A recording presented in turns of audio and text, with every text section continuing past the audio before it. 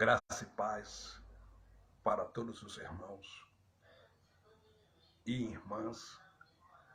Deus continue abençoando a todos com toda a sorte de bênção, em nome do Cristo ressuscitado.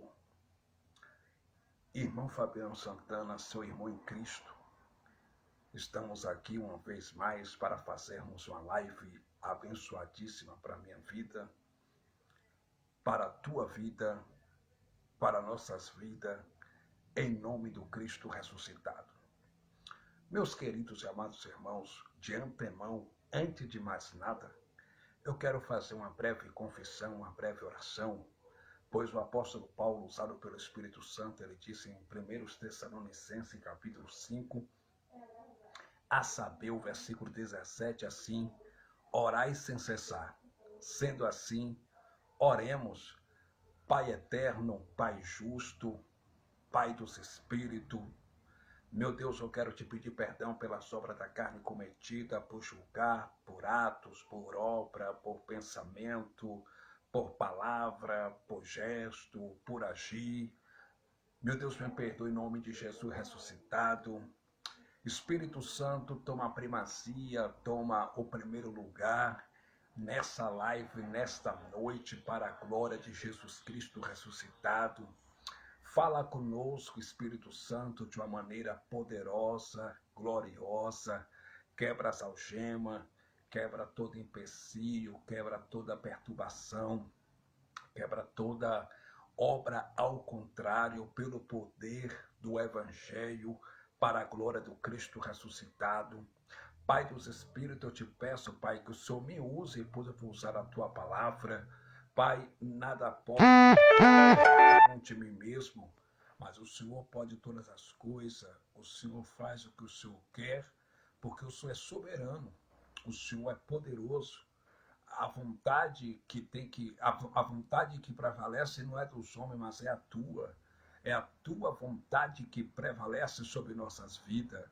Pai, que eu diminua e que o Senhor cresça, porque toda honra, toda glória, todo louvor, admirações e exaltações só pertence àquele que morreu naquele madeiro, ao Cristo ressuscitado, ao poderoso, ao Rei dos Reis, ao Senhor dos Senhores, aquele que tem, aquele que pode, aquele que abre, aquele que levanta, aquele que restaura, aquele que capacita, aquele que dá poder. E esse poder já está dentro de nós, que é o Evangelho. Paizinho, eu oro agora pelos hospitais, pelos enfermos, vidas que estão com HIV, com câncer, com diabetes, com AIDS. Cura essas vidas segundo a tua vontade, para a glória de Deus Pai. Pai, o Senhor vai aonde a psicanálise não vai, o Senhor é médico por excelência. Está escrito em Hebreus capítulo 13, versículo 8, Jesus Cristo é o mesmo ontem, hoje e eternamente. Jesus Cristo curou no passado, ele cura hoje e cura eternamente para sempre. Jesus Cristo é o mesmo ontem, hoje e eternamente, ele é imutável. Ó Deus, usa meus lábios de uma forma tremenda, poderosa, que essa palavra seja uma palavra impactante, uma palavra poderosa, meu Pai, que essa espada do Espírito, que é o Evangelho, faça divisão entre juntas e medula, entre corpo e alma, entre alma e espírito, e que as vidas sejam libertas, meu Pai, do sistema religioso para a glória de Deus Pai, que as vidas sejam libertas, Pai, das heresias, meu Pai, das falsas doutrinas, que as vidas sejam livres em Cristo para te adorar em espírito e em verdade. Meu Deus, ó Senhor, eu oro em prol desta mulher, deste homem que está pensando em cometer o suicídio. Esse homem, meu Deus, que já perdeu a esperança de viver. Essa mulher que já perdeu a esperança da vida. Esse homem que disse que quer a morte, que fica só pensando em suicídio. Paizinho, teu livramento de morte, tenha misericórdia, segundo a tua vontade, teu livramento, papai. Eu oro a favor desse irmão, dessa irmã que está doente, que se encontra enfermo, essa mulher que está doente, que está enferma, cura, papai, segundo a tua vontade. Ó Deus, que teu Espírito Santo possa usar uma vez mais meus lábios, meu Pai, de uma forma poderosa, com essa espada do Espírito, que é a palavra, que é o Evangelho. Que toda inveja seja quebrada em nome do Cristo ressuscitado. Que toda obra contrária seja desfeita em nome do Cristo ressuscitado. Paizinho, pelo poder do Evangelho, meu Pai, me usa, pois eu vou usar o teu Evangelho. Amém. Meus amados e queridos irmãos, graça e paz aí, para todos os irmãos que vão ouvir essa mensagem. Deus continue abençoando a cada irmão, a cada irmã, para a glória de Deus. E eu quero dizer que a voz é do homem, mas a palavra é de Deus. E a palavra é o Evangelho. É a palavra da graça. A voz é do homem, mas a palavra da graça é do Cristo ressuscitado, que foi revelado ao apóstolo Paulo no paraíso, no terceiro céu. Eu vou ler aqui em Efésios capítulo 2, versículo de número 8, que o apóstolo Paulo, cheio do Espírito Santo, disse assim: porque pela graça sois salvo, por meio da fé. E isso não vem de vós, é dom de Deus. Versículo 9. Não vem das obras, para que ninguém se glorie. 10. Porque somos feitura sua, criados em Cristo Jesus, para as boas obras, as quais Deus preparou para que andássemos nelas. Segundo a pedagogia diz que tudo que a gente lê por inúmeras vezes ou por mais de uma vez, fica mais fácil para gravarmos, memorizarmos e guardarmos nas tábuas dos nossos corações. Sendo assim, eu vou ler mais uma vez o versículo 8, que diz: porque pela graça sois salvos, por meio da fé. E isso não vem de vós, é dom de Deus. Não vem das obras, para que ninguém se glorie. Porque somos feitura sua, criados em Cristo Jesus para as boas obras, as quais Deus preparou para que andássemos nelas. Abençoados em Cristo, o apóstolo Paulo, usado pelo Espírito Santo, escrevendo a sua carta de autoria paulina à igreja, via as pessoas que se congregava, se reunia em uma casa na cidade de Éfeso. Éfeso era uma cidade metrópole. Éfeso era uma cidade idólatra que adorava diversos tipos de deuses. Por isso, Éfeso adorava a deusa Diana, a deusa da vegetação, a deusa do sol, a deusa da lua, a deusa da fertilidade. E existia na cidade de Éfeso um templo em honradez à deusa Diana. Lá em Éfeso também existia um templo em honradez à deusa Mercúrio, a deusa do sexo mania desenfreado, a deusa do sexo, aonde adolescentes de 14, 16 anos se prostituíam dentro do templo da deusa Mercúrio. Lá em Éfeso também existia um templo em honradez em honra ao deus Baco. Baco era o deus da mitologia grega. Baco era o deus do vinho. Baco era o deus da bebida forte. Em Éfeso existia um sincretismo religioso lá na distinta e progressiva cidade de Éfeso. Eles adoravam diversos tipos de deuses. E agora Paulo, cheio do Espírito Santo, usado pelo Espírito Santo, Paulo pegou o pergaminho que provinha, era oriundo da península da Grécia, de pele de cabra ou pele de carneiro. E Paulo agora, usado pelo Espírito de Deus, o irmão José Carlos Monteiro escreveu aí para mim: Melhor noite, meu irmão Fabiano Santana. Melhor noite também para o irmão. Que Deus em Cristo continue te abençoando. Seja bem-vindo à nossa live, irmão José Carlos. Deus é contigo, Deus é conosco. Estamos juntos aí pregando esse evangelho poderoso da graça de Jesus Cristo. Graça e paz para o irmão aí, Reginaldo Bertoso também aí, abençoado de Brasília. Que Deus continue te abençoando ricamente e poderosamente, pois o irmão já é abençoado com toda sorte de bênção nas regiões celestiais em Cristo desde antes da fundação do mundo. Estamos juntos aí pregando esse evangelho poderoso da graça de Deus.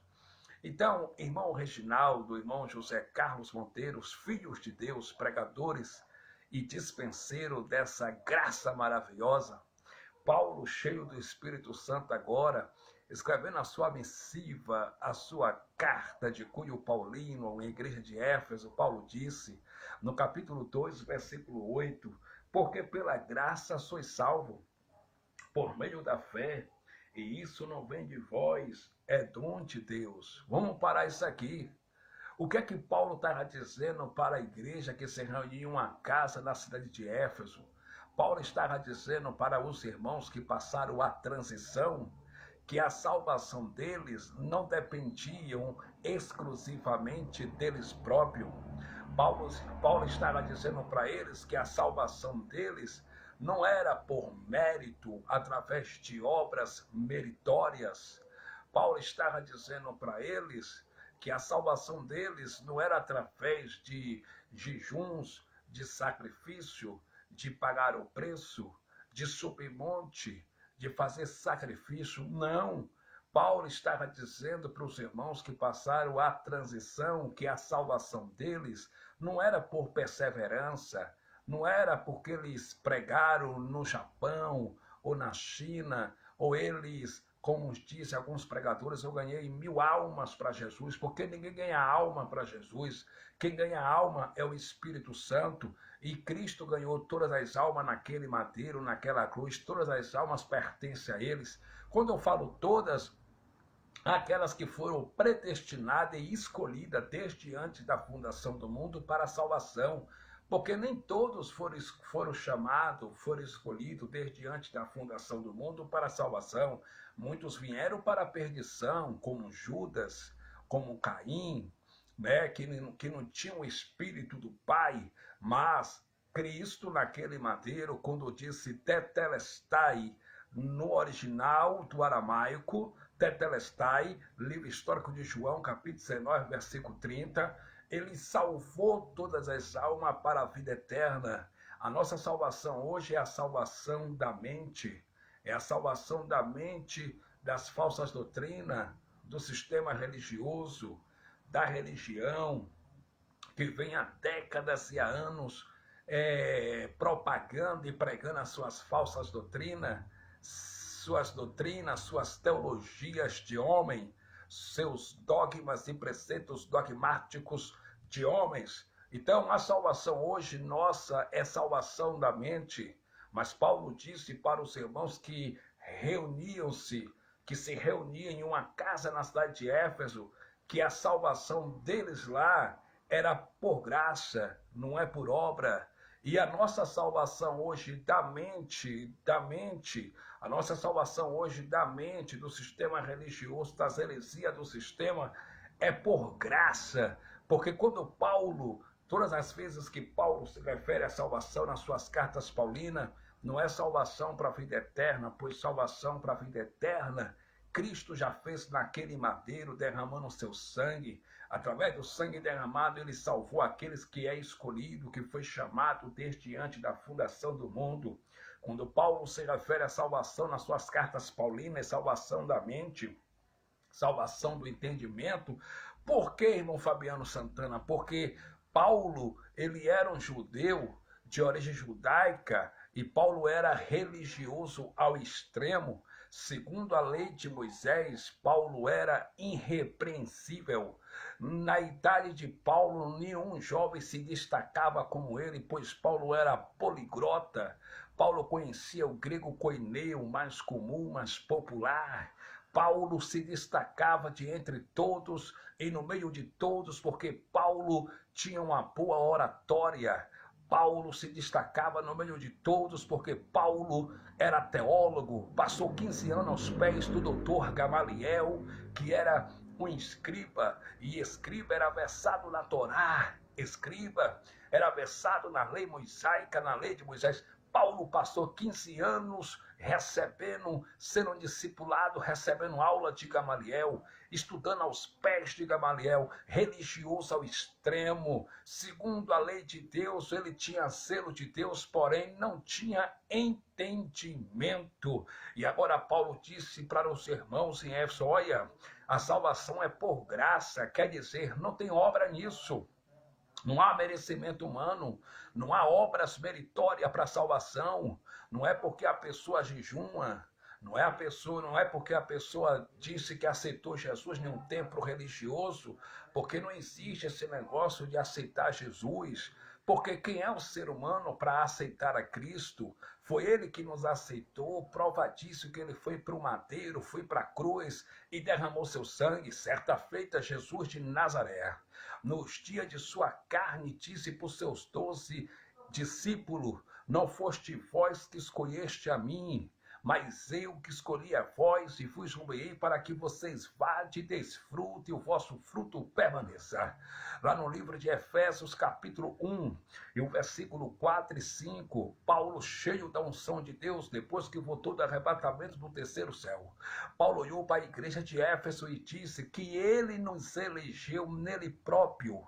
Ele nos elegeu nele próprio desde antes da fundação do mundo e nos predestinou, além dele de nos eleger, além dele nos escolher, ele nos predestinou para o reino do seu amor, para que nós ande em caridade, em amor. Então, nós fomos escolhidos de Deus não porque levantamos a mão em um templo religioso e dizemos: eu quero aceitar Jesus.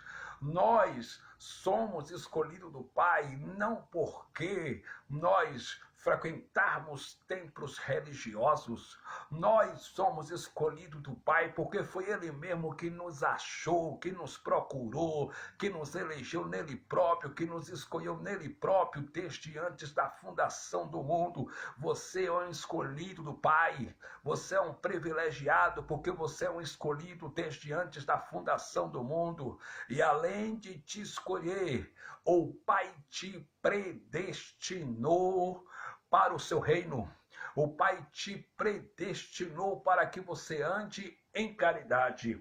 Olha o que Paulo disse em Efésios, capítulo 1, e o versículo de número 5. Ele nos predestinou segundo a sua vontade. Olha o que Paulo disse: e nos predestinou para filhos de adoção por Jesus Cristo, para si mesmo segundo o beneplácito de sua vontade. No versículo 6 disse Paulo: para louvor e honra da sua graça, pela qual nos fez agradável a si mesmo no amado. Glória a Deus. Vocês são escolhidos do Pai. Nós somos escolhidos do Pai desde antes da fundação do mundo. Salvação abençoado não é por dar dízimo. Salvação abençoado não é por tomar a chamada Santa Ceia, que de santa não tem nada. Salvação abençoado não é por frequentar templos religiosos.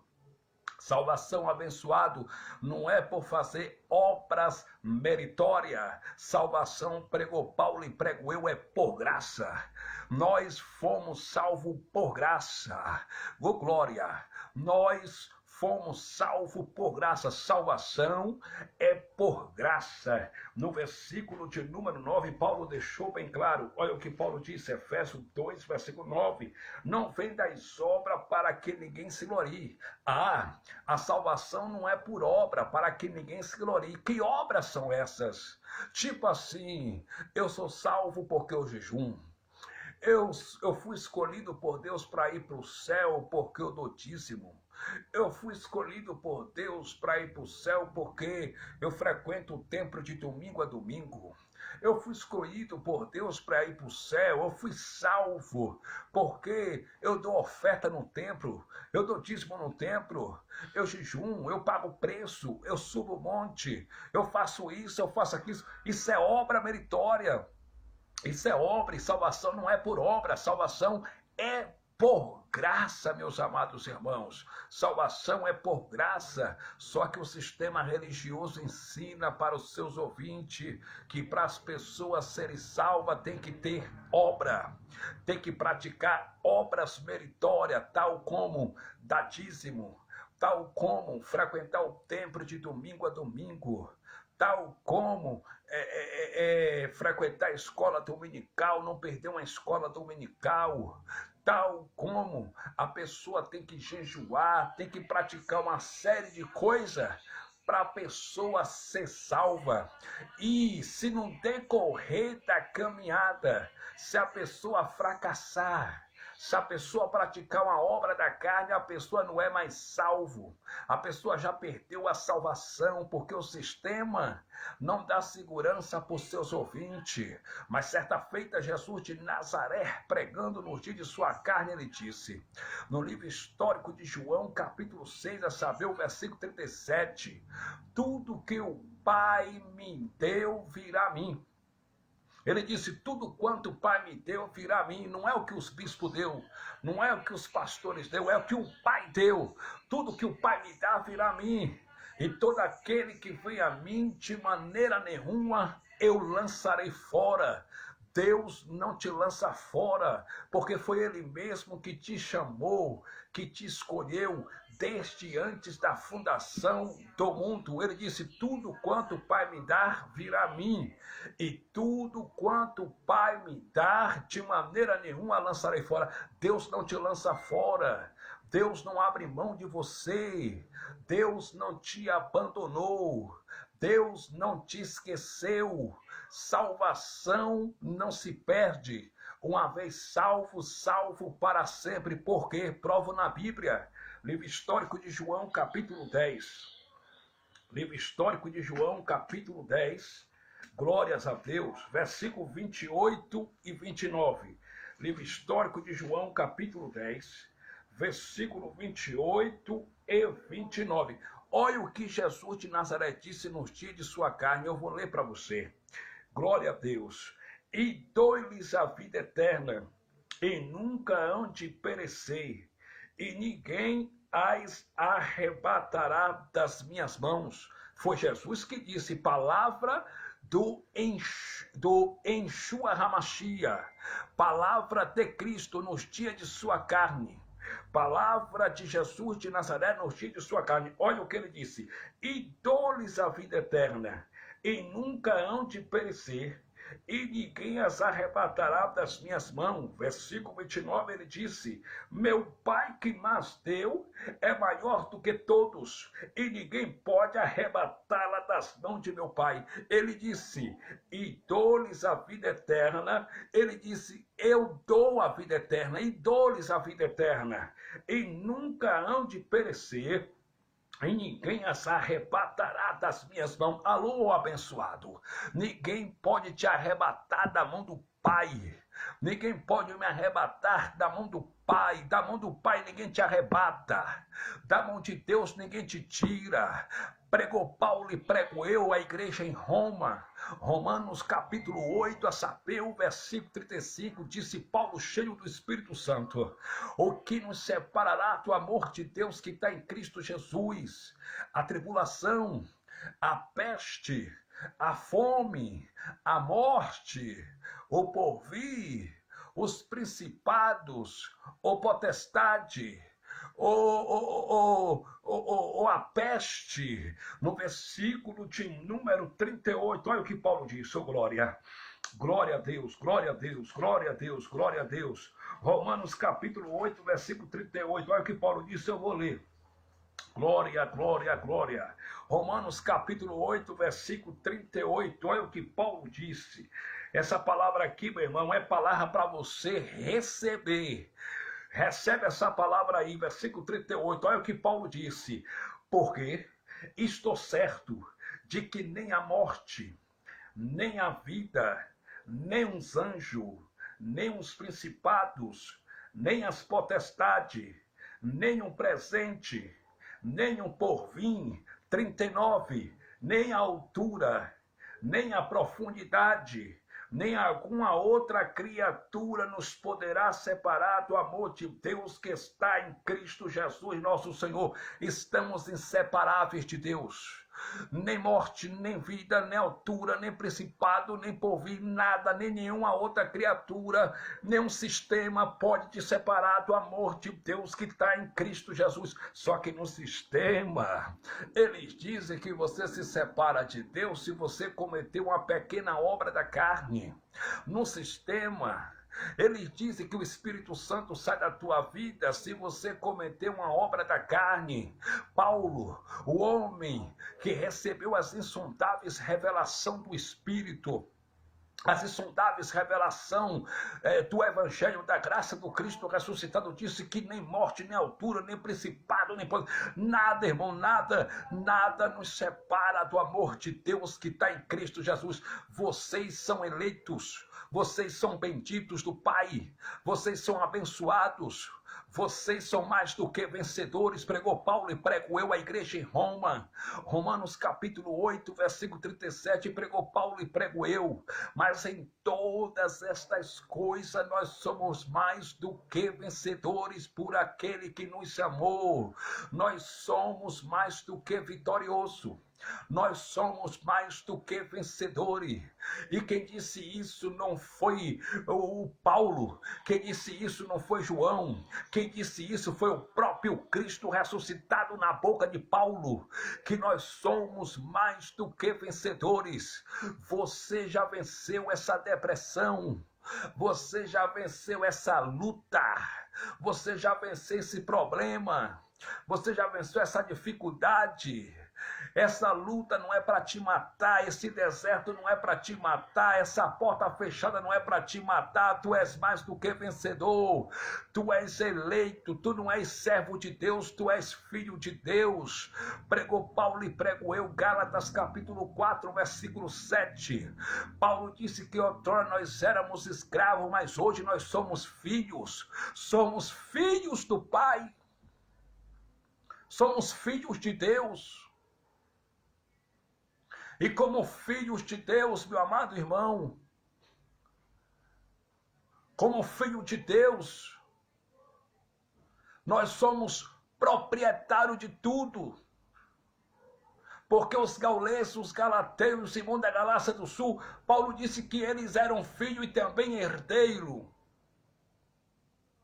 Hoje nós não somos mais herdeiros, nós somos proprietários de tudo. Porque ele já morreu, ao terceiro dia ressuscitou e hoje ele habita no nosso espírito. O Cristo ressuscitado. Receba essa palavra. Herdeiro eram os gauleses, eram os irmãos da Galácia do Sul. Não somos herdeiros, somos proprietários. Proprietário de tudo quanto Cristo conquistou espiritualmente para a igreja gentílica naquele madeiro. Somos proprietários, tudo irá correr bem na tua vida, porque o Pai está na tua frente, o Pai está no controle de tudo. O Pai está no centro de tudo, no controle de tudo. Oh glória! Salvação é por graça. Só que no sistema religioso, os religiosos dizem, irmão, mas o irmão para ser salvo tem que acertar sua vida com Deus. E o irmão, para acertar sua vida com Deus, o irmão tem que participar da Santa Ceia. O irmão tem que dar o dízimo certinho. O irmão tem que dar oferta. O irmão tem que estar sempre nos cultos diariamente para o irmão ir para o céu. Porque se o irmão não fizer isso, o irmão vai para o inferno e o irmão vai perder a sua salvação. Mas, meus queridos e amados irmãos, salvação não é por isso, porque isso aí são obras mortas. Isso aí são obras mortas. Isso aí são ordenanças que foi abolida por Cristo na cruz do Calvário. Primeiro que dízimo, meus amados irmãos, nunca foi dinheiro na Bíblia. Dízimo era uma das ordenanças da lei de Moisés. E o dízimo na lei de Moisés nunca foi dinheiro. Aí os irmãos aí do sistema religioso falam, sim, mas sem dinheiro ninguém vive. Como é que vai pagar as contas da igreja? Como é que vai pagar o aluguel? Como é que vai pagar a água?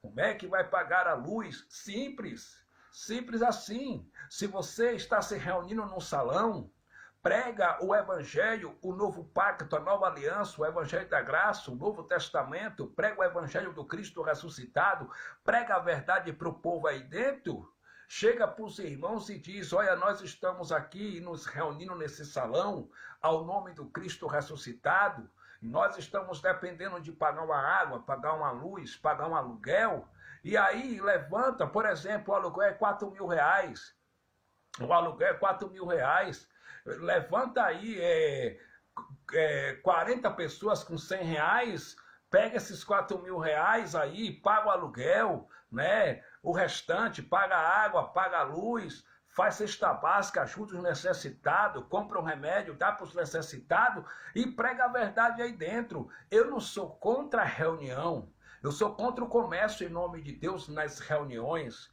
Eu não sou contra aquele pastor A, aquele pastor B, aquele pastor C, porque ele é meu irmão. Ele é meu irmão. Eu sou contra as falsas doutrinas. Eu sou contra o sistema. Eu sou contra as heresias do sistema religioso. Eu não sou contra o pastor Amadeu, o pastor Malaquias, pastor Frederico. Não, são nossos irmãos. Muitos desses pastores aí estão presos no sistema religioso pelo salário. Muitos desses pastores aí estão presos no sistema religioso pelo salário, por fama, por posição. E muitos deles também são vítimas do sistema religioso e não conhecem o evangelho da graça do Cristo ressuscitado. Mas muitos também que estão aí não estão presos no sistema não, estão no sistema mesmo porque são mercenários. Por quê? Porque muitos se intitulam bacharéis em teologia, muitos se intitulam doutor em divindade, doutor em teologia. Será que eles aí que se intitulam os doutores da igreja, teólogos, bacharéis em teologia, não conhecem o evangelho da graça? Não conhecem essas verdades? Conhecem sim, eles conhecem essas verdades, só que eles não querem pregar essa verdade porque essa verdade não enche cofre, mas essa verdade dá paz no espírito, essa verdade não engorda cofre, mas essa verdade salva na mente. Essa mensagem não enche cofre, mas essa mensagem liberta as pessoas das armadilhas e das heresias do sistema. Enquanto Deus me der vida e saúde, eu vou continuar pregando essas verdades, porque o apóstolo Paulo, quando voltou do arrebatamento do terceiro céu, cheio da unção de Deus, Paulo pregou e prego eu. Tito capítulo 1, versículo 11, disse Paulo, olha Tito, é preciso fazê-los calar, porque eles andam destruindo, pervertendo famílias inteiras, ensinando o que não convém por torpe ganância. Ele não ensina pelo Espírito Santo, eles ensinam por torpe ganância. Alô, pastores do sistema, acordem, saia do engano, pregue a verdade para o povo, pelo amor de Deus. Alô, pastores do sistema, pregue o evangelho que Paulo pregava, as 14 cartas de Paulo, que vai de Romanos a Hebreus, pregue a verdade para o povo. Larga de manobrar o povo, larga de enganar o povo com a lei de Moisés, porque a lei Cristo aboliu. Lei era para os judeus, graça é para os gentios. A igreja gentílica não pode receber lei, porque pregou Paulo e prego eu, Gálatas capítulo 3, versículo 10. Os que são das obras da lei estão debaixo de maldição, pois escrito está, maldito todo aquele que não permanecer em todas as coisas escritas no livro da lei para fazê-las. Dízimo era uma das ordenanças da lei, e não pode ser aplicado na igreja dos gentios. A igreja gentílica não pode receber isso. O evangelho para a igreja gentílica está nas 14 cartas de Paulo, que vai de Romanos a Hebreus, é novo pacto, é novo testamento, é nova aliança. Dízimo era alimento. E aí os irmãos que me atacam dizem mais que nada. Dízimo é alimento, dízimo era alimento porque naquele tempo não existia dinheiro. Dízimo era alimento porque naquele tempo era tempo de troca, era moeda de troca. Não, meus amados, naquele tempo já existia sim o dinheiro, mas o dízimo que Deus pediu para os judeus não foi dinheiro. O dízimo que Deus pediu para os judeus foi alimento. Deuteronômio capítulo 14, versículo 22, Deus levantou o profeta Moisés e disse assim: certamente darás o dízimo da novidade da semente do campo. Era do campo, e não do salário mínimo, e não do banco. Era do campo. Certamente darás o dízimo da novidade da semente do campo, que cada ano vocês recolherem do campo. Então, os judeus dizimavam 10% das suas plantações, daquilo que eles plantavam e daquilo que eles colhiam anualmente, uma vez por ano. E eles levavam esses dízimos alimentos lá para o templo de Jerusalém. No versículo 23 de Deuteronômio, capítulo 14, Deus, usando Moisés, ainda disse: no lugar que escolheu o Senhor para lhe fazer habitar o seu nome, esse lugar era o templo de Jerusalém, que não existe mais. Tu comerás os dízimos do primogênito das tuas vacas, do teu cereal, do teu vinho, do teu azeite, do teu grão, para que tu aprendas a temer o nome do Senhor teu Deus. Além dos dizimistas judeus darem o dízimo alimento, eles tinham que comer seus próprios dízimo alimento dentro da carra do tesouro, que era o templo de Jerusalém. Simples assim, para que eles aprendessem a temer o nome de Deus. No versículo 24 de Deuteronômio capítulo 14, está escrito: e se porventura da onde vocês moram até o templo de Jerusalém, o caminho tão comprido for, de maneira que vocês não possam levar a novidade da semente do campo de vocês, os dízimos alimento, o que é que vocês vão fazer com esses dízimos alimento? Deuteronômio capítulo 14, versículo 25. Então vende-os e pega o dinheiro na tua mão. E com aquele dinheiro pega teu filho, tua esposa, tua família e vai para o templo de Jerusalém. E quando chegar no templo de Jerusalém com dinheiro na mão, é para dar aquele dinheiro como 10%? Não. É para dar aquele dinheiro para o intitulado sacerdote levita? Também não. Quando chegar no templo de Jerusalém com dinheiro na mão, Deuteronômio capítulo 14, versículo 26, tu vai fazer isso. Então tu dará aquele dinheiro por tudo quanto a tua alma desejar. Tu dará aquele dinheiro por vinho e por bebida forte, por vacas e por ovelha, e por grão e por cereal, e por tudo quanto a tua alma te pedir. E depois de comprar tudo isso é para fazer o quê? Se alegrar. Deuteronômio capítulo 14, versículo 27. Então come-o ali perante o Senhor teu Deus e alegra-te, tu e a tua família. Essa era a doutrina do dízimo. Essa era a instituição do dízimo. Além dos judeus de origem judaica dizimarem 10% das suas plantações de alimento, eles tinham que comer seus dízimo alimento dentro do templo de Jerusalém e se alegrar com a sua família para a glória de Deus Pai. Aí no versículo de número 27 ainda diz: porém, não desamparará o levita que está dentro das tuas portas, pois não tem parte nem herança contigo. Oh glória, oh glória, oh glória, não tem parte nem herança contigo. E o órfão, e a viúva, e o viajante, e o forasteiro. Versículo 28. Agora o dízimo era dado uma vez por ano pelos judeus, e era dado também de 3 em 3 anos. Versículo 28 diz assim: de 3 em 3 anos tu vai recolher os dízimos alimento nas tuas portas. Então virá a ti o levita que está dentro das tuas portas, pois não tem parte e nem herança contigo, e o órfão, a viúva, e o viajante, e o forasteiro, para que eles comam e se fartem, e o Senhor teu Deus te abençoe todas as obras que as tuas mãos fizerem. Essa era a instituição do dízimo. Levítico capítulo 27, versículo 30, Moisés escreveu: todos os dízimos da novidade da semente do campo pertencem ao Senhor. Todos os dízimos do fruto das árvores são santos ao Senhor.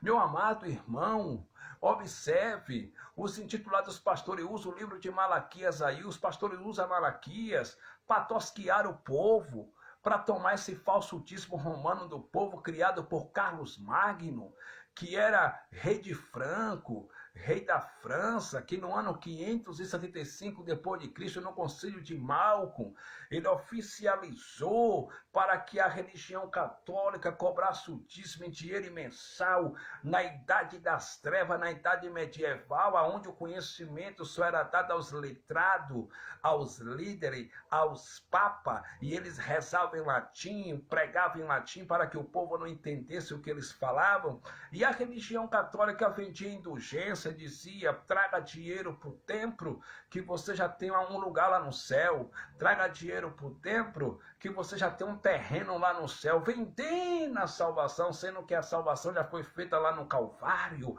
e a salvação foi feita pelo Cristo na cruz do Calvário. A religião católica agora estava vendendo a salvação, fazendo uma negociata, um negócio com a salvação, dizendo para as pessoas: traga dinheiro para o templo, que você vai ter um terreno no céu. Aí o rei da França, Carlos Magno, vendo que a religião católica agora estava cobrando tudo por dinheiro, havia agora se corrompido, e agora tudo era através do din-din de R$1, estava vendendo a salvação, estava oferecendo terreno no céu para a galera.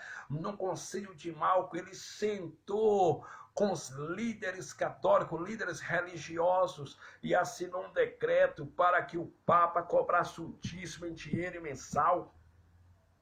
E o Papa da religião católica começou a cobrar o dízimo em dinheiro mensal, e eles excomungavam, excluía as pessoas dos templos, da comunhão, excluía da comunhão, excluía as pessoas dos templos que não pagassem os 10%, porque o dízimo para eles era como imposto, tinha que ser pago todo mês. Aí a religião evangélica também, que é filhinha da religião católica, passou também a cobrar o falso dízimo em dinheiro mensal. Aí os intitulados pastores também começou a cobrar o dízimo em dinheiro mensal. E desde que a igreja está aí como igreja, o dízimo está aí como solução financeira. Os pastores apresentam o dízimo em dinheiro como solução financeira, dizendo que se a pessoa dá o dízimo, a pessoa vai prosperar, a pessoa vai comprar casa, a pessoa vai se enriquecer, a pessoa vai ter dinheiro, a pessoa vai ganhar isso, vai ganhar aquilo. Só que é o contrário, só eles prosperam, só eles enriquecem, é um sistema. Eles a cada dia mais rico, e os membros que frequentam seus templos religiosos a cada dia mais pobre, tendo que trabalhar tomando conta de idoso, quebrando concreto, tendo que trabalhar debaixo de sol e de chuva até tarde, sabe, para sustentar eles, porque eles não pregam a verdade, porque a verdade não dá fama, pregar a verdade não enche cofre, pregar a verdade não traz dinheiro, mas pregar a verdade, meu irmão, pregar a verdade, meu amado irmão, nos dá consciência limpa diante do Espírito. Pregar a verdade nos faz um cristão mais do que vencedor.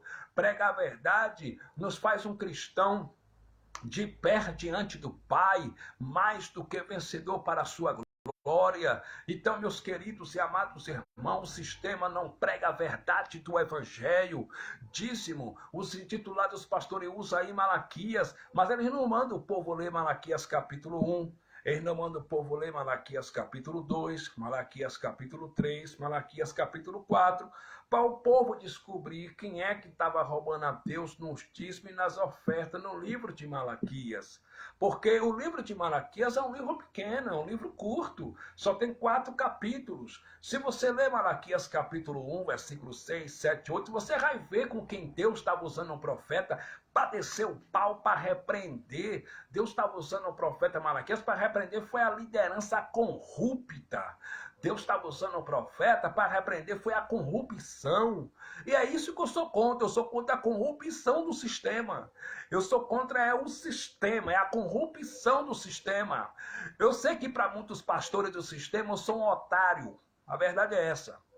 Para muitos pastores do sistema eu sou otário. Porque no sistema, quem prega a verdade para o sistema é um otário. Por quê? Porque eu não tenho um carro importado. Para o sistema religioso, eu sou otário porque eu não tenho casa própria. E muitos intitulados pastores aí tem carrão, carro blindados, tem carro de aluguel, tem carro na frente da praia. Para muitos pastores aí, eu sou otário porque eu não tenho dinheiro, eu não sou rico. Para muitos pastores, eu sou otário porque eles andam aí de avião, de jatinho, mas tudo com dinheiro do povo, de aposentado, de povo sofredor. Eu sou otário porque eu prego a verdade e eu não minto com o nome de Deus para arrancar dinheiro de ninguém, porque eu tenho temor de Deus, eu tenho respeito a Deus. Se eu fosse falso profeta, irmão Reginaldo Bertoso, eu estaria agora aqui com carrão, eu estaria aqui com carro de aluguel. Se eu fosse falso profeta, ele não suporta a palavra da verdade. Eles não recebem a palavra da verdade. Quando a gente prega a verdade, eles se levantam porque sabem que estão errados, sabe? Mas Paulo diz que não é a verdade. E o evangelho da verdade tem que, porque eu não sou a única voz hoje no Brasil que está pregando essas verdades da Bíblia, não é minha essas verdades, é do Evangelho, é o que o Cristo ressuscitado deu para Paulo como revelação no terceiro céu. Hoje tem mais de 50 mil pessoas pregando o Evangelho da graça, pregar a verdade mesmo, é para pregar a verdade do Evangelho, porque a verdade, meu irmão, liberta. A verdade liberta na mente, salva no entendimento. A verdade, meu amado irmão, ela dói, ela fere, mas ela salva a mente do religioso. E o que nós temos que pregar é verdade. E lá em Malaquias capítulo 1, versículos 6, 7 e 8, Deus usando Malaquias, disse para os sacerdotes levitas, oriundos da tribo de Levi, da linhagem de Arão, se eu sou pai, cadê a minha honra de pai? Se eu sou Senhor, cadê o meu respeito de Senhor? Ó sacerdotes, se eu sou pai, cadê minha honra de pai? No versículo 7 disse, vocês estão oferecendo pão imundo na minha mesa, vocês estão oferecendo pão imundo. No versículo 8 está escrito, eu não estou nem aí para esse sacrifício de vocês, eu não estou nem aí para esse dízimo de vocês. Por quê? Porque os israelitas, os judeus de origem judaica, eles estavam levando para a casa do tesouro, que era o templo de Jerusalém, que caiu em 70 depois de Cristo, animais doentes, animais defeituosos, animais cegos, animais aleijados, animais coxos. E em vez dos sacerdotes rejeitar esses dízimos, animais doentes, defeituosos, eles estavam recebendo e oferecendo para Deus. E os melhores dízimos alimento, em vez deles repartir com órfão, com viúva, com viajante, com forasteiro, e os levitas da tribo de Levi, que não tinham parte nem herança entre o povo de Israel, eles estavam levando para suas casas e repartindo com sua família. Aí no livro do profeta Malaquias capítulo 2, Deus ainda usando o profeta para repreender essa liderança corrupta, como tem hoje no Brasil também. Deus usou Malaquias e disse bem assim, olha, o seguinte é esse, e esse mandamento é para vós, ó sacerdote. Então, a repreensão, o mandamento não foi literalmente para o povo de Israel. A repreensão, o mandamento foi literalmente para a liderança religiosa. Foi para os sacerdotes, foi para os líderes corruptos. E esse mandamento é para vós, ó sacerdote. Se vocês não propuserem no coração de vocês dar honra a meu nome, eu, Deus, prometo que vou amaldiçoar as bênçãos de vocês. E, na verdade, eu já tenho amaldiçoado. Se vocês não propuserem no coração de vocês dar honra a meu nome, eu, Deus, prometo que vou acabar com a descendência de vocês. Se vocês não propuserem no coração de vocês dar honra a meu nome, eu, Deus, prometo que vou pegar os estercos dos animais defeituosos e vou lançar na cara de vocês. Portanto, vocês desprezaram o meu nome. Aí no livro de Malaquias, capítulo 3, versículo 8, Deus usa Malaquias e faz uma pergunta interrogativa, porque tem ponto de interrogação. Roubará o homem a Deus? Todavia vós me roubais. E dizeis em que nós estamos te roubando? Nos dízimos e nas ofertas. Mas quem é que estava roubando a Deus nos dízimos e nas ofertas? O povo de Israel, ou a liderança, os sacerdotes levitas, oriundo da tribo de Levi e da linhagem de Arão, quem estava roubando a Deus nos dízimos e nas ofertas foi o sacerdote. Só que os pastores corruptos, mercenários, pega só lê Malaquias no culto para os irmãos, só lê no culto para os irmãos, Malaquias capítulo 3, versículo 8, que diz assim: roubará o homem a Deus, todavia vós me roubais, e dizessem que nós estamos te roubando nos dízimos e nas ofertas. Eles pegam esse texto, isolam do seu contexto, não lê o contexto, pega esse texto e aplica na igreja. Aplica nos irmãos, pega esse versículo 8 e aplica nos irmãos e diz: está vendo? Se você não der 10% do teu salário para Deus, você é ladrão. Você está roubando a Deus. Por que ele não manda os irmãos abrir Malaquias capítulo 1, Malaquias capítulo 2 e ler, para os irmãos descobrir que, na verdade, nesse texto, quem estava roubando a Deus foi a liderança, foi o sacerdote, e não o povo de Israel. Eles não fazem isso porque se o povo descobrir a verdade que quem estava roubando a Deus foi a liderança, o povo para de dar esse falso dízimo em dinheiro mensal. O povo para de patrocinar a boa vida deles. O povo para de patrocinar, porque quem patrocina isso aí é o povo. É o povo que patrocina essa vida deles de gramor, essa vida deles aí de riqueza, né? Eles compram roupa de grife para suas mulheres, eles compram ouro, eles compram prata, compram carro na frente da praia, faz carro de aluguel, eles dão carro importado para os seus filhos, para suas filhas, né? Principalmente esses grandes líderes religiosos aí. Por que esse Edir Macedo está rico, enganando o povo há muitos e muitos anos? Por que Valdomiro Santiago está rico, enganando o povo há muitos e muitos anos? É nosso irmão? É, mas engana o povo. É nosso irmão? É, devemos amar eles, porque é nosso irmão. Mas engana o povo e com a Bíblia na mão. Engana o povo com a Bíblia na mão e ainda diz para o povo: se você não der 10% do teu salário, você é ladrão.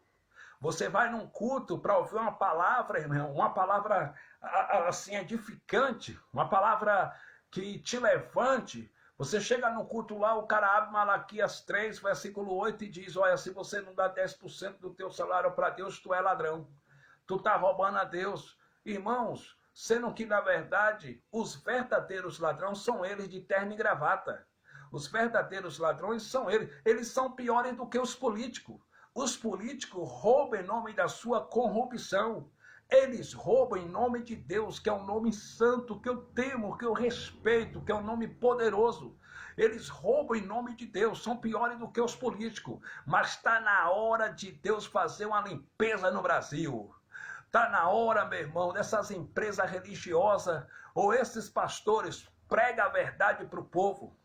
Ou esses pastores se arrependam das heresias que têm pregado, ou esses pastores parem de pregar a lei de Moisés para o povo, e parem de pregar mentira, heresia para o povo, e passa a pregar a verdade, meu irmão. Ou está na hora que essas empresas irão fechar suas portas, e quem vai fechar as portas dessas empresas não é homem. Quem vai fechar as portas dessas empresas é o próprio Deus. Sabe por que o Pai vai fechar? Sabe por que o Pai vai fechar? Porque Deus, meu irmão, Deus não dorme. Deus não dorme. É por isso que está acontecendo um avivamento, um despertamento poderoso. Do sul ao oeste, do nordeste ao sudeste, no Brasil inteiro, Deus levantando pessoas para pregar a verdade. Sabe por quê, meus queridos e amados irmãos? A igreja de Cristo não é empresa. Porque igrejas são vidas, são pessoas. Igreja são vidas, são pessoas. E a palavra igreja no grego quer dizer eclésia, que vem de ecanoia, que vem de eclesiologia, chamado de dentro para fora. Eu sou a igreja, vocês são a igreja. Mas esses templos religiosos aí são empresas com nome de igreja. Porque se tem CNPJ é empresa. Se tem dizimista para contar bufufo, o dinheiro que entra é empresa. Se pastor recebe salário de 40 mil por mês, 100 mil, 200 mil, 400 mil reais, é empresa. Então tá na hora de parar de brincar com papai, tá na hora de parar de brincar com Deus, tá na hora de pregar a verdade para o povo, tá na hora desses pastores começar a trabalhar e viver do suor do seu rosto, porque Deus profetizou em Gênesis capítulo 3, versículo 19, que o homem comerá do suor do seu rosto todos os dias da sua vida, mas é do suor do seu rosto, não é do suor do rosto do seu próximo. Está na hora, meu irmão, está na hora. Desperta, ó tu que dorme, desperta, ó tu que dorme. Oh glória, desperta, ó tu que dorme, está na hora de parar de brincar com o papai. Hebreus capítulo 10, Paulo disse, isso foi na graça. Hebreus 10, 31, Paulo disse, horrenda coisa é cair na mão do Deus vivo. Está na hora de parar de brincar. Paulo também disse, isso foi na graça. Hebreus capítulo 12, versículo 22. Deus é fogo e fogo consumidor. Está na hora de preparar de brincar com o papai.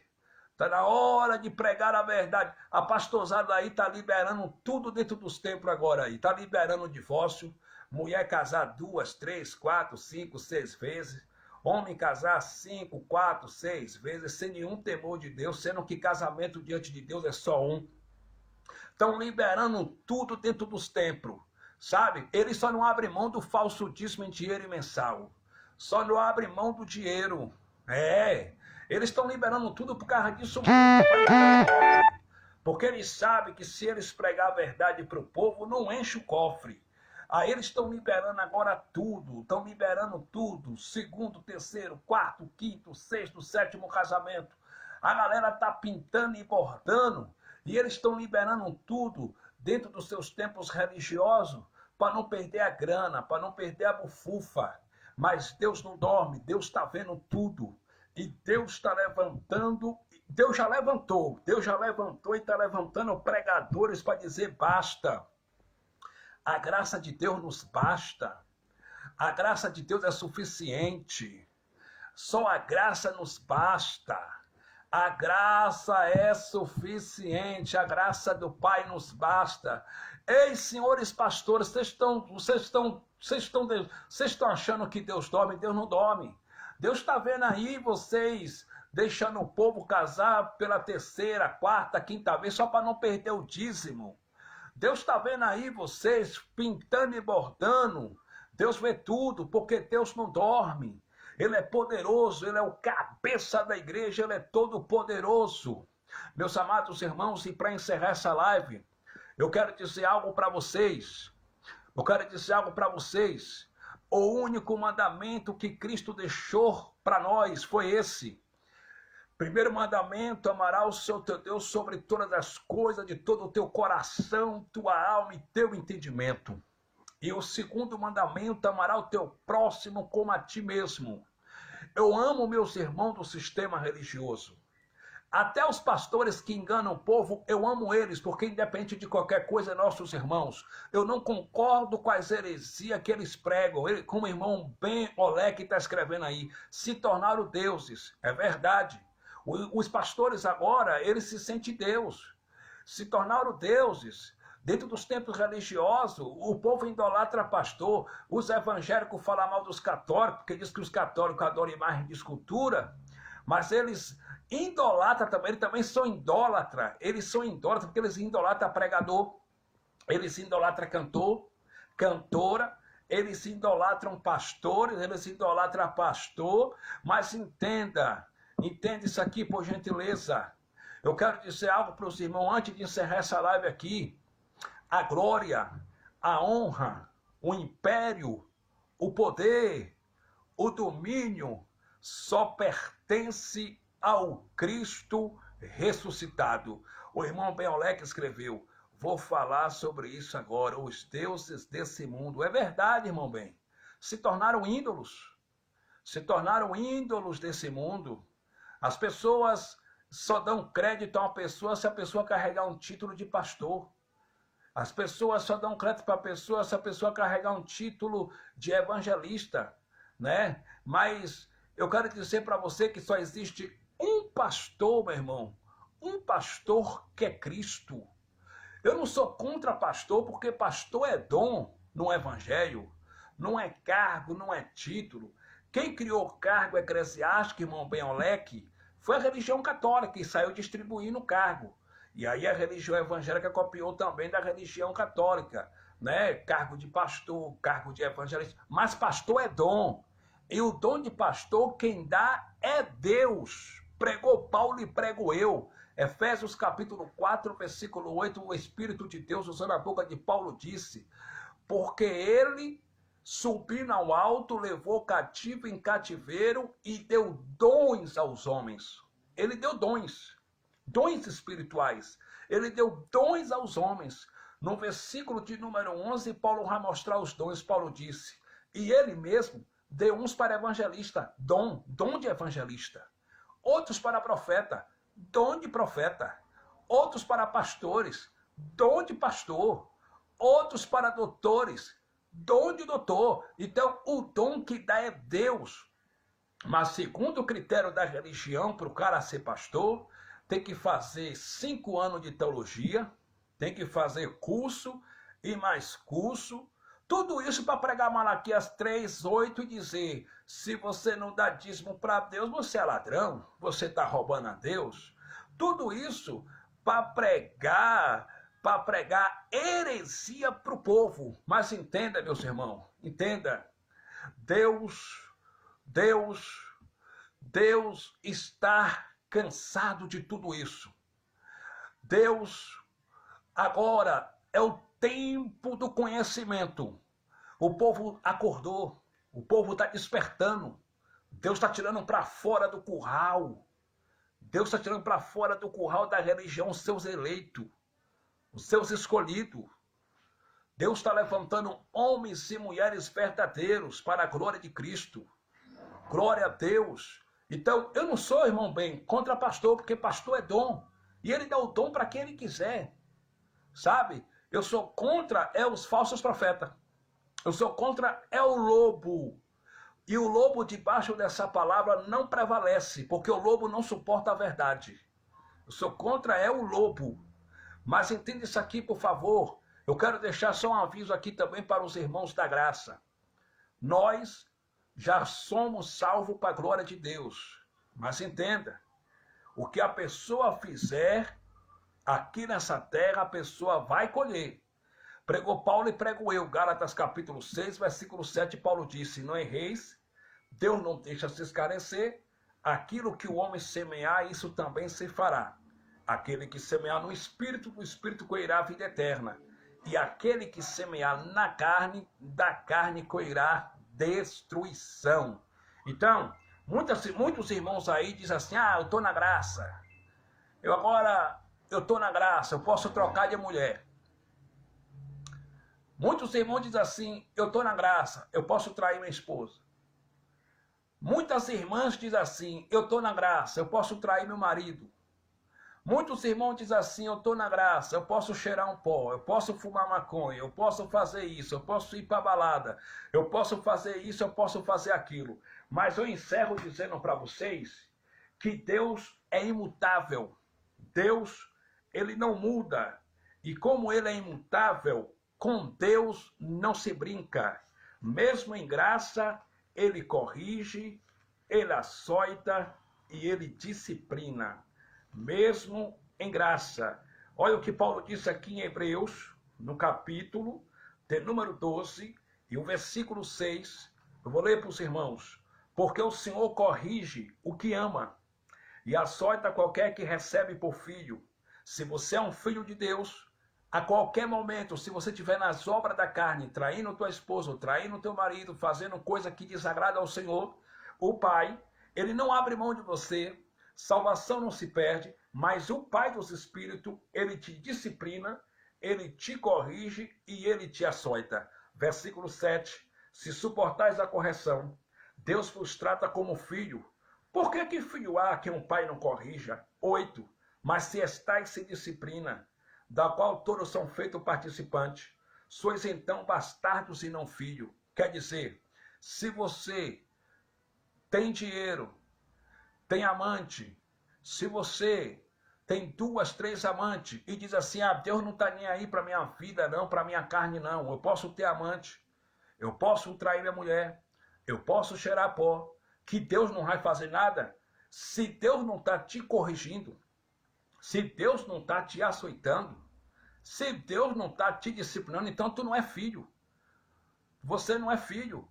Você é filho da perdição, porque existe os predestinados para a salvação e existe os da perdição. Quem é da perdição, o pai não disciplina, o pai não açoita e o pai não corrige. Irmão, e para onde vai o filho da perdição? Simplesmente o filho da perdição é como uma alma vivente. Quando morre, desaparece como fumaça. Ele morre fisicamente, depois desaparece como fumaça. E o espírito do filho da perdição não volta para Deus, não? Não, porque o filho da perdição não tem um espírito de Deus. Pregou Paulo e prego eu. Romanos capítulo 8, versículo 9, disse Paulo, aqueles que não têm um espírito de Cristo, esse tal não é dele. Quem não tem um espírito de Deus não é de Deus. Veio para a perdição. Judas era da perdição. Jesus de Nazaré, na oração sacerdotal em João 17:12, disse, o Senhor me deu 12, o Senhor me deu, mas nenhum se perdeu, exceto, senão, só um. Quem? O filho da perdição, que foi Judas. Judas era da perdição, por isso que ele traiu o Messias. Pedro era um escolhido, era um eleito. Pedro não tinha como trair o Messias. João era um escolhido, era um eleito. João não tinha como trair o Messias. Mateus era um escolhido, era um eleito. Mateus não tinha como trair o Messias. Quem traiu foi Judas. Por que Judas traiu? Judas traiu porque Judas era filho da perdição. Ele veio para isso. Ele veio para trair o Messias. Ele era da perdição. Então, Paulo ainda continuou dizendo no versículo de número 8, mas se estáis sem disciplina da qual todos são feitos participantes, sois então bastardo e não filho. 9, além do que, tivemos nossos pais segundo a carne para nos corrigirem e nós os reverenciamos. E não nos sujeitamos muito mais ao Pai dos Espíritos para vivermos? Então Paulo diz, olha, nossos pais biológicos, segundo a carne, nos corrigiam segundo bem lhe parecia. E nós lhe respeitávamos, lhe reverenciávamos, né? E nós tínhamos temor deles, a gente tinha medo de nossos pais, né? Temor deles. Quanto mais nós devemos se sujeitar ao Pai dos Espíritos para vivermos. O que é se sujeitar ao Pai dos Espíritos para vivermos? É viver em obediência ao Pai, é viver em temor ao Pai, porque Ele é o Pai dos Espíritos. Ele vê tudo, meu irmão. Não adianta esconder, porque Deus vê o oculto, Ele vê o escondido, e tudo que está debaixo do tapete Ele traz na hora certa, no momento certo, porque o Pai Ele é Espírito. Ele é Pai dos Espíritos. Versículo 10. Porque aqueles, na verdade, por um pouco de tempo nos corrigiam, como bem me parecia, mas este para nosso proveito, para ser um participante da sua santidade. Quer dizer, o Pai nos corrige, nos disciplina e nos açoita para nós fazermos parte da sua santidade, para que nós sejamos participantes da sua santidade. Então, eleito, abençoado, não brinque com a graça de Deus. Estamos em graça, mas devemos andar em temor, em obediência diante do Pai, porque o nosso chamado é para ser mais do que vencedor em Cristo Jesus. O nosso chamado é para vivermos em perfeita vitória. O nosso chamado é para vermos Deus chamar à assistência aquilo que não existe. O nosso chamado é esse, vivermos o melhor que o Pai preparou para nós aqui nessa terra. O nosso chamado é esse, ser conduzido em triunfo e em perfeita vitória, como Paulo disse em Romanos 5, versículo 17. Os que recebem a abundância da graça reinarão por um só, a saber, Jesus Cristo. E eu creio que nós estamos reinando em vida e em perfeita vitória. Deus continue abençoando a todos debaixo da graça do Cristo ressuscitado. Glória a Deus. Melhor noite para o irmão aí, José Carlos Monteiro, de Brasília. Melhor noite para o irmão Reginaldo. Melhor noite para o irmão Gustavo Duarte. Melhor noite para o irmão Benolec. Melhor noite para todos os eleitos de Deus e abençoados do Pai. Que o Pai continue abençoando os irmãos ricamente e poderosamente, pois os irmãos já são abençoados em Cristo Jesus.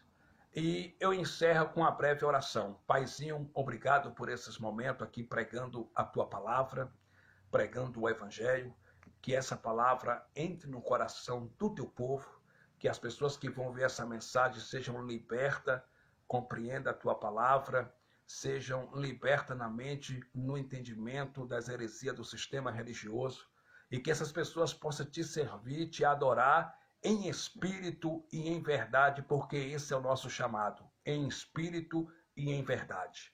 Paizinho, se conosco. Amém. Graça e paz, melhor noite para os irmãos. Até a próxima live. Fui.